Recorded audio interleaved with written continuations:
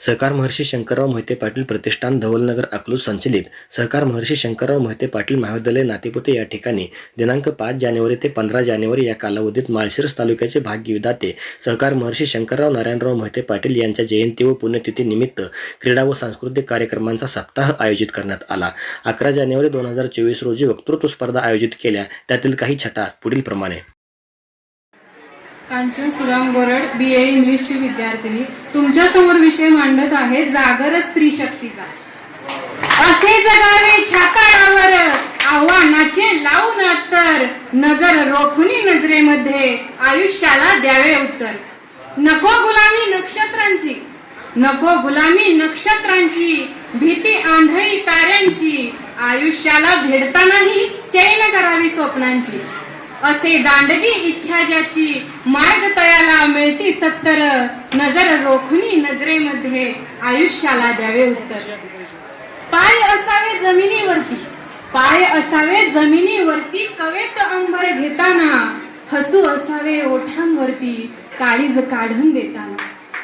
संकटासही ठणकावून सांगावे आता ये बेहत्तर, नजर रोखुनी नजरेमध्ये आयुष्याला द्यावे उत्तर। ज्ञाते वक्ते आणि रसिक श्रोते त्यांना शंकराचार्य यांच्या माध्यमातून मिळाली।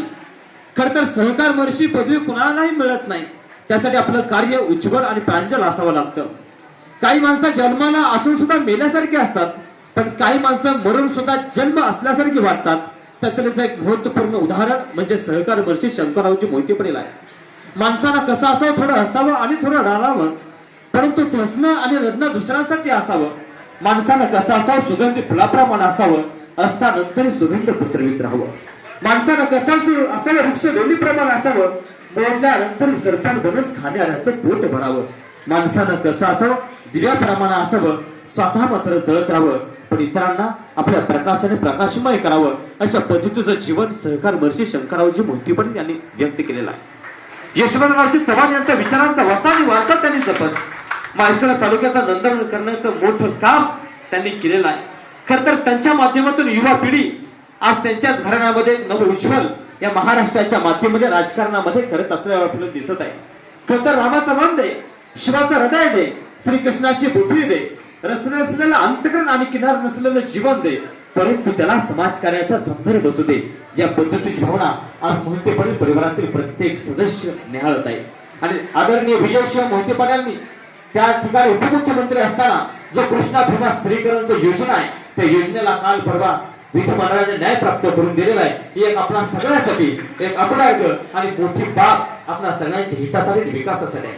खर तर माणसाला कसं असावं, आपले जीवन संघर्षमय करून इतरांनाही आनंदमय करावा, अशा पद्धतीचं प्रकाशमय जीवन खऱ्या अर्थाने सहकार महर्षी शंकररावजी मोहिते पाटील यांच्या जीवनामध्ये आपल्याला पाहता येईल।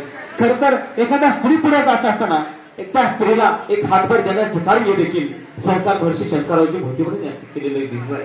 मी शिक्षण घेत असताना शिक्षण भरण्यासाठी माफक फी माझ्याजवळ नाही, म्हणून माझं शिक्षण थांबलं गेलं, पण माझा झालेली परिस्थिती त्यांच्या वाटेला कधी येऊ नये यासाठी त्यांनी शिक्षण प्रसारक मंडळाची स्थापना केली। आज आपण सगळेजण भल्या गोविंदाने त्या संस्थेमध्ये राहतात आणि आपलं जीवन आपण त्यामधून उज्ज्वल करीत आहात। हेच जीवन खऱ्या अर्थानं सहकार महर्षींनी केलेलं आपल्याला दिसून येते। खरं तर वाट्यासाठी चालायचं नसते, चालण्यासाठी वाट असते, उंच भरारी घेणाऱ्याला आकाशाची वजन असते, हे असं ब्रीदवाक्य त्यांनी नक्कीच आपल्या सगळ्यांना दिलेलं आहे। आणि या माध्यमातून तुम्ही आणि सगळेजण जगतोय, तुम्ही आपण सगळेजण या जीवनामध्ये वावरत असताना आपल्याला दिसून जाईल। खरं तर प्रत्येक जणांनी व्यवसायामध्ये प्राप्त व्हावं, व्यवसायाच्या माध्यमातून उभं राहावं, हा म्हणून त्यांनी शिवापूर दूध संघाची सुद्धा स्थापना केलेली आहे, केलेली आपल्याला दिसून येते। खरं तर काट्याकुटाचं तळवीत रस्ता माझ्या गावाकडे जन्मात असता, कशी उन्हात उन्हात तळतात माणसं, कशी मातीत मातीत मळतात माणसं, त्यांच्या घामाच दाम आहे सस्ता, माझ्या गावाकडे चल माझ्या दोस्ता, या पद्धतीचा अर्थ होऊन देत काळ्या मातीला नुसार कृपा प्राप्त करून देणाऱ्या शेतकरी मित्रांना देखील आपलं जीवन खऱ्या अर्थाने संघर्षमय करून जावं, यासाठी त्यांनी शेतकऱ्यांच्या हिताला न्याय मिळवून देण्याकरिता कुक्कुटपालन असेल, शिवापूर दूध संघाची स्थापना असेल, या माध्यमातून तरुणांना उभं करण्याचं सामर्थ्य प्राप्त करून दिलं नाही।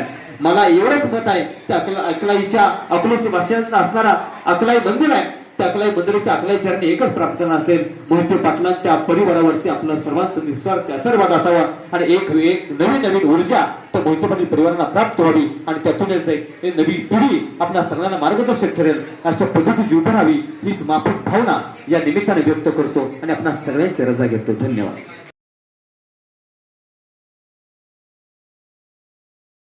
माणसांनी जे काही आपल्या इथल्या लोकांमध्ये निर्माण केलं, इथल्या जनतेमध्ये निर्माण केलं, जे पेरलं तेच उगवलं आणि म्हणूनच आजही जेव्हा जेव्हा त्यांचं नाव घेतलं जातं तेव्हा सहकार महर्षी असं आपण त्यांचं नाव घेतो किंवा सोलापूर जिल्ह्यामध्ये त्यांचं नाव आदरानं घेतलं जातं.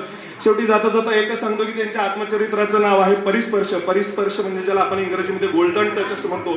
गोल्डन टच म्हणण्याचं कारण असं आहे, एक साधू असतो, तो साधू एका व्यक्तीवर प्रसन्न होतो की तू माझी खूप सेवा केलेली आहे, मग त्याला एक भेट देण्यासाठी तो काय करतो, त्याला परीस देतो. परीस म्हणजे जो ज्याला लोखंडाचा स्पर्श झाल्यानंतर त्याचं सोनं होतं, तो परीस त्याला देतो. परंतु परीस देताना म्हणतो की तू ह्याला कुठेही लावशील तेव्हा काय करतो मी याच्यामध्ये एक चिंदी गुंडाळतो, ते चिंदी घेऊन जातो आणि तो लोखंडाच्या डब्यामध्ये ठेवतो. तो व्यक्ती घरी घेऊन जातो, घरी गेल्यानंतर तो तिथंच ठेवतो. आयुष्यभर त्या लोखंडाच्या पेटीचं सोनं होत नाही. सहकार महर्षींनी नेमकं हेच केलं. आपल्या आयुष्याच्या भोवती एक चिंदी गुंडाळी होती. इथला प्रत्येक माणूस खऱ्या अर्थानं परीस होता, परंतु त्या परिसाची चिंधी आपल्या भोवती होती की आमच्या भोवती विचाराची, अज्ञानाची, इथल्या श्रमाची, आमचं काहीतरी नवीन उमेद निर्माण करावं या भोवतीची अशी चिंधी आमच्या अंगावरती गुंडाळी होती. त्यामुळे आमचं सोनं कधीच होऊ शकलं नाही. परंतु सहकार महर्षींनी ही चिंधी दूर केली आणि ज्या वेळेला त्या परिसाचा स्पर्श त्या सोन्याच्या त्या लोखंडाच्या पेटीला झाला तेव्हा त्या लोखंडाचं देखील सोनं झालं. सहकार महर्षी नावाच्या या माणसानं इथल्या प्रत्येक माणसाच्या अंगावरती असणारी, विचारांभोवती असणारी ती चिंधी दूर केली आणि इथल्या प्रत्येकाला एक गोल्डन टच दिला. इथल्या प्रत्येकाला एक सुवर्ण स्पर्श दिला. म्हणूनच सहकार महर्षींचं नाव आपण जेव्हा घेतो, त्यांच्या चरित्राचं नाव घेतो, तेव्हा सुवर्ण स्पर्श असं म्हणण्याचं कारणच असं आहे की त्यांनी तो सुवर्ण स्पर्श इथल्या प्रत्येक माणसाला दिला आणि इथल्या प्रत्येक माणसाचं आज सोनं झाल्यासारखं आपल्याला वाटतं. इथली सोन्यासारखी माणसं निर्माण होण्याचं कारण आहे सहकार महर्षींचं हे कार्य. तेव्हा या सहकार महर्षींना मी अभिवादन करतो आणि माझं इथं भाषण थांबवतो. जय हिंद, जय महाराष्ट्र. स्पर्धा यशस्वीपणे पार पाडण्यासाठी महाविद्यालयाचे मराठी विभाग प्रमुख डॉक्टर आर.जे. खंदारे, प्राध्यापक डॉक्टर डी.एम. साळवे, प्राध्यापक एच.जे. मोगल, प्राध्यापिका डॉक्टर एस.पी. सूर्यवंशी, प्राध्यापिका सौ पी.एस. राजगुरू, प्राध्यापिका कुमारी दीपिका मसुगडे, प्राध्यापिका कुमारी वर्षा मसुगडे इत्यादी प्राध्यापकांनी मोलाची कामगिरी केली.